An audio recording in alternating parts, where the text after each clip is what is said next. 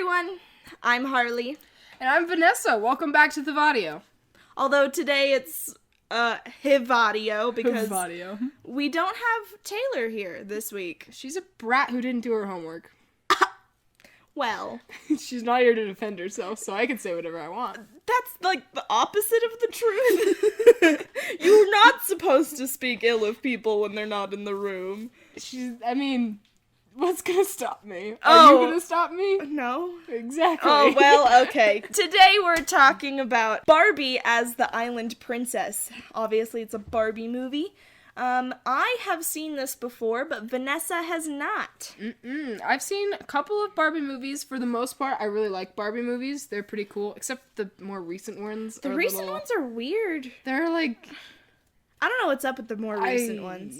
What are they doing with themselves? I don't know. I think the major thing is that they were trying to, stray away from the fairy tale aspect of a lot of the Barbie movies, and it just made them all wonky. But this movie is a older era Barbie movie, The Island Princess. I really like it. I think it's good. I think it's one of the higher Barbie movies. I haven't even seen, the synopsis or anything, so... Yeah. Okay, let me read what's on the back here. Okay. After being shipwrecked on an island as a little girl, Rosella, that's Barbie's character, grows up learning to talk and sing with a family of loving animals. The red panda, the peacock, and the baby elephant. But when Prince Antonio discovers their tropical paradise, curiosity about her past leads Rosella to journey with the prince to his castle. She and her animal friends explore civilization and uncover an evil plot to take over the kingdom. Oh. Yeah. That got dark real quick. So it's Barbie Tarzan, basically. It's Barbie Tarzan. Yeah. Do her parents get eaten by a tiger? Well, no. You'll see what's parents. I don't like the sound of that. So I think it's really good. It's not a one-to-one with Tarzan. Yeah. But the premise is very similar, but she does go back to civilization and all that jazz. And she brings her animals with her? Yeah. Seems a little bit like a hazard. You'll see. So I'm right. Yes, That's exactly. what that means. Yeah. So are you excited for this movie? I'm actually pretty excited, mostly because there's a prince in it. I mean, I know I should expect that because it's a Barbie movie. We'll see you in a minute after we've watched the movie.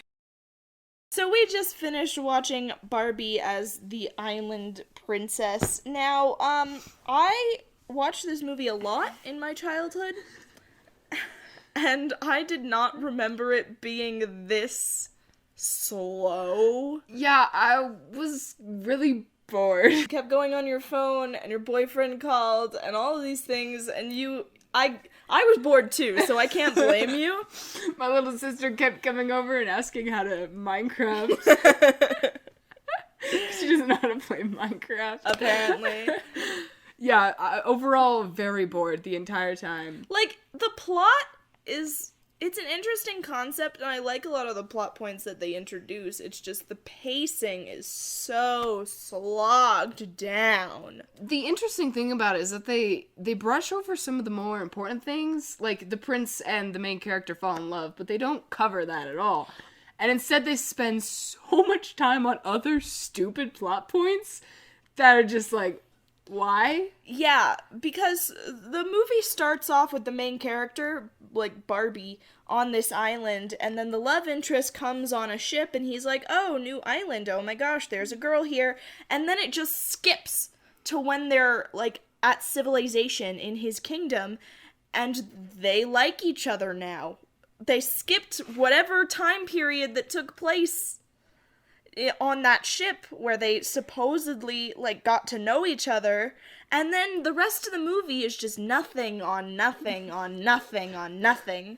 When you watch a romance movie, you want to see the characters fall in love. You don't want to see a weird side point where the main character's best friend is stupid. Oh my gosh.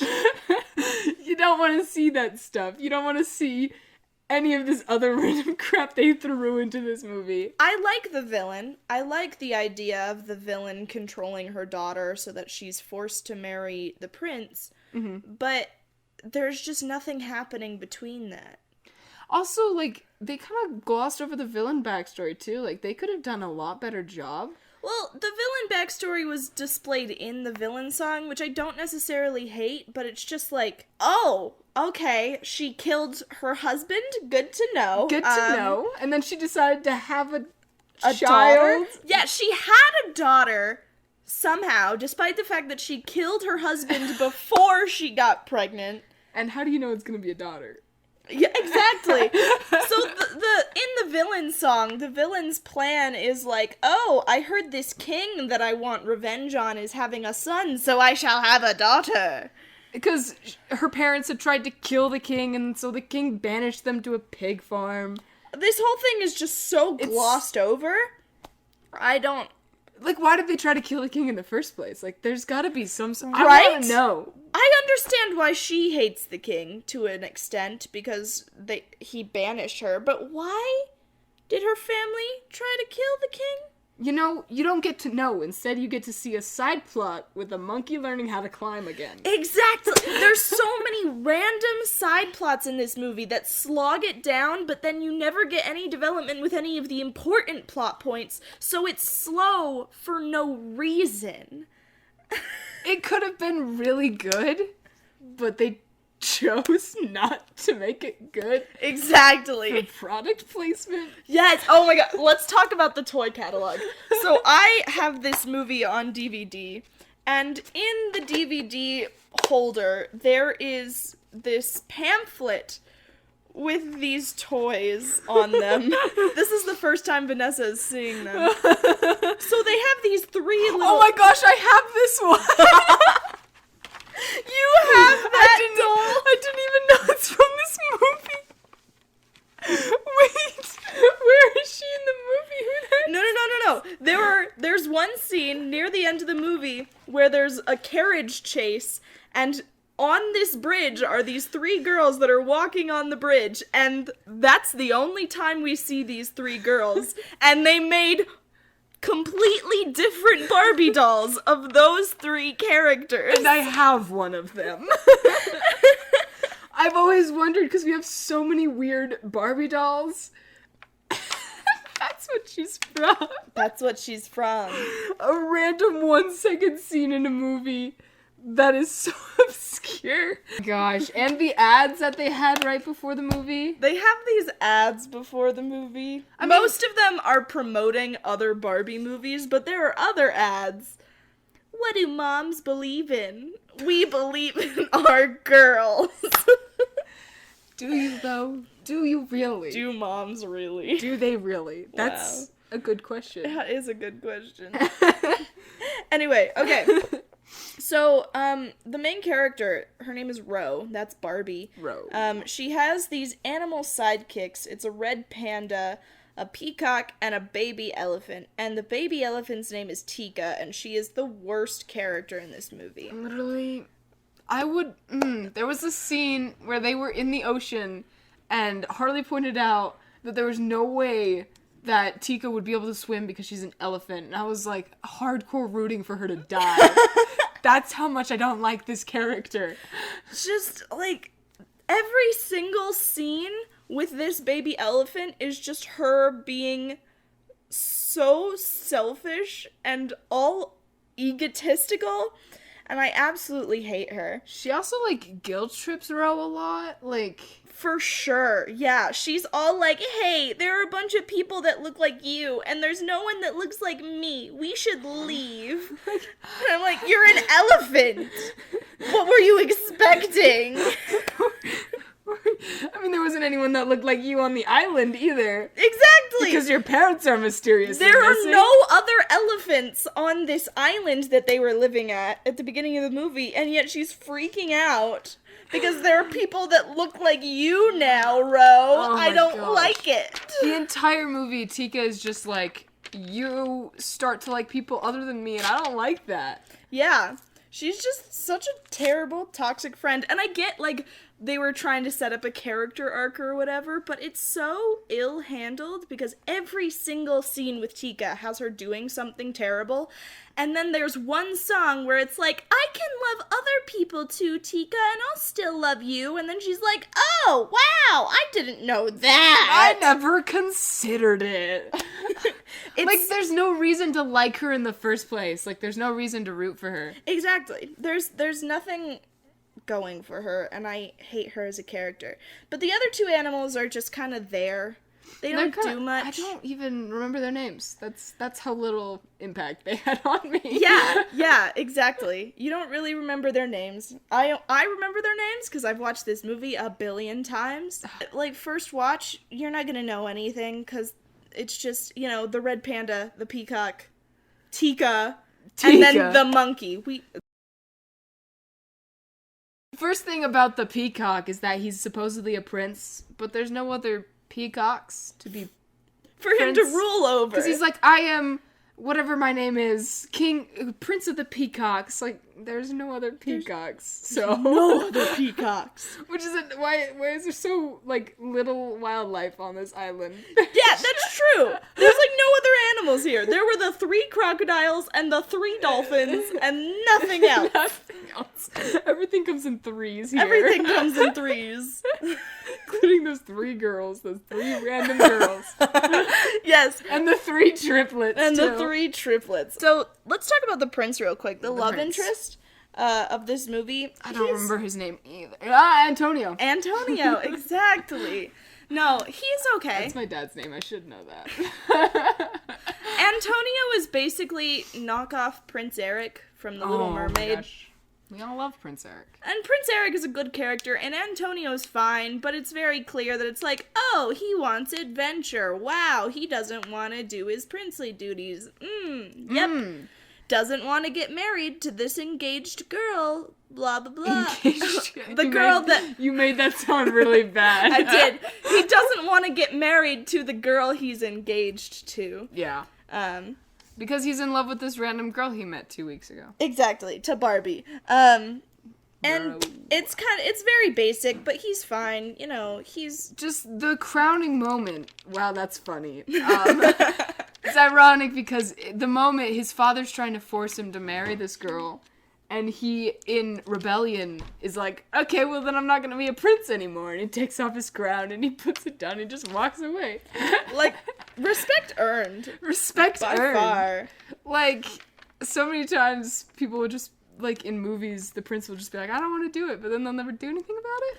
Exactly. But this time he was willing to give up his entire kingdom and fortune just to be with this one girl he met.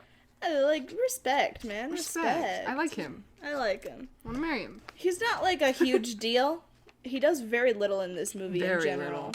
Except, bring Barbie to civilization or whatever, but he's pretty fine as far as Barbie love interests go. Yeah. Not the best in the world, not the worst in the world. There's been worse. There's definitely been worse. Also been a lot better. There's been way better. King Dominic. Oh, yes, the villain. What was her name? Ariana. Yes, Ariana. She, I think we already explained this. We explained a lot about the villain's backstory, but we haven't explained the actual plan. So she wants to marry her daughter to the Antonio, so that she can then murder everyone, and then she can rule through her daughter. Exactly. So, of course, Ro, being in love with the prince, messes up a lot of her plans. So, her idea to get rid of Ro is to put all of the animals to sleep with this herb. I don't remember the name of the herb, but apparently it's, really dangerous and doesn't And then claim that it was a disease brought from Rose Island or something like that. Which is the stupidest thing I've ever heard. So dumb. Because one of the queen's animals is from the same island. From the same, at least, general area. Yeah. It's a monkey, trained monkey, and she didn't bring anything with her. And so it's ridiculous to assume that Rose's animals would have brought some sort of disease. It's a very strange plan. I don't understand how any of it works. Most of the characters in this movie are very stupid. Very stupid, especially the king. He just kind of was like, dungeon. Dungeon. Didn't even ask her about Disease? Disease. Dungeon. Dungeon. That's the Dark Ages for you. You're not wrong. You're not wrong. Sienna, that's the name of the girl that the prince is supposed to marry but doesn't want to. Mm-hmm. Her wedding dress? Oh my gosh! It kept changing colors. So the first time we saw it, it was white. Uh-huh. And then it kept changing to very light shade of violet. And then back to white. Like, every shot, it would be like, oh, it's light purple. Oh, wait, it's white now. Purple? White. Purple? White. And it's just... They couldn't keep the dress consistent. These are 3D models. They would have had to actively change the dress each time. I don't know how they did it. I don't understand how any of this happened. While we're on the subject, the animation is horrible. The animation is so bad. Especially for Tika. She's creepy. Tika's mouth is... I can't... It's like gosh. a human face, but they elongated the nose. They made her mouth, like, so wide. I really... hate it. Another reason to hate Tika in this movie. She's gonna haunt my nightmares. Yeah. Mm-hmm. Really. And that's for most Barbie movies, the animation's really bad. Yes. But this is just, there are some weird things in this. There was one point where Vanessa's boyfriend called her, so we had to pause the movie. And when we paused the movie, it was a shot of the love interest, Antonio, and his hair looked like it was floating off of his head. How big of a studio is Mattel? Like, I have no idea. Can they not afford to make better movies? Like, Barbie is a pretty big thing. Yeah. So I imagine they'd have enough money. They could have added a bunch of stuff and they could have subtracted a bunch of stuff. But Tika, if they had gotten rid of Tika, both from an animation aspect and a story aspect, this movie would have been improved by, like, at least double, if not triple, the amount of enjoyment. So I wanted to... They could have done better. That's my point. The animation's very bad in general. It's not terrible. You can get through it if you don't mind it too much, but there are points that I'm just like, ugh. Yeah. Especially Tika. Like, Tika. Frickin' killed Tika. I can't look at Tika at all. So there are these things that happen in the movie sometimes. There's no magic in this movie. Like, they don't cover any sort of magic except the fact that the main character can talk to animals for some reason. But that's kind of explained away by the idea that, like, she grew up with them. Yeah, she can understand them. You can expend your level of disbelief based on that idea. But there are some things in this movie that happen with no concept of magic introduced that are just weird. Yeah. There's this wilting flower in the greenhouse, the royal greenhouse, and she dumps some water on the head of the flower, which is not where the water gets sucked up. Nope. And the flower just... it just grows. And it sparkles, too. It sparkles.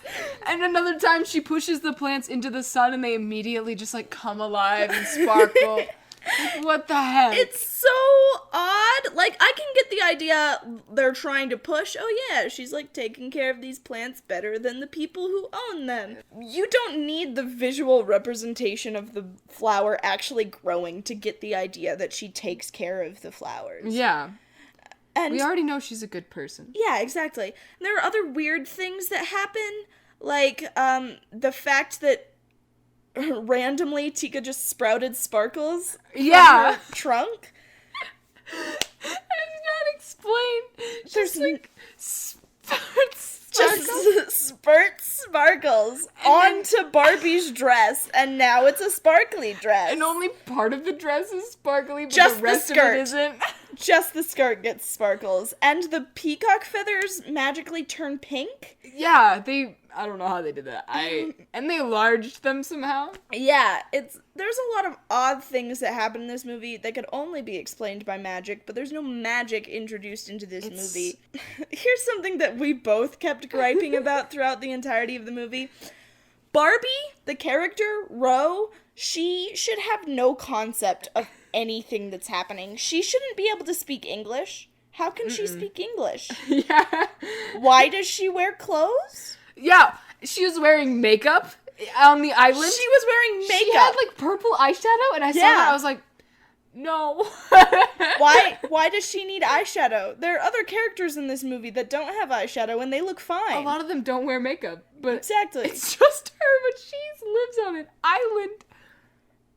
I don't understand why or how. And also, she's very excited about getting married to the prince. And she gets really disappointed when she hears that he's getting married to a different girl. But she, having been raised on an island... and having no memory of her past...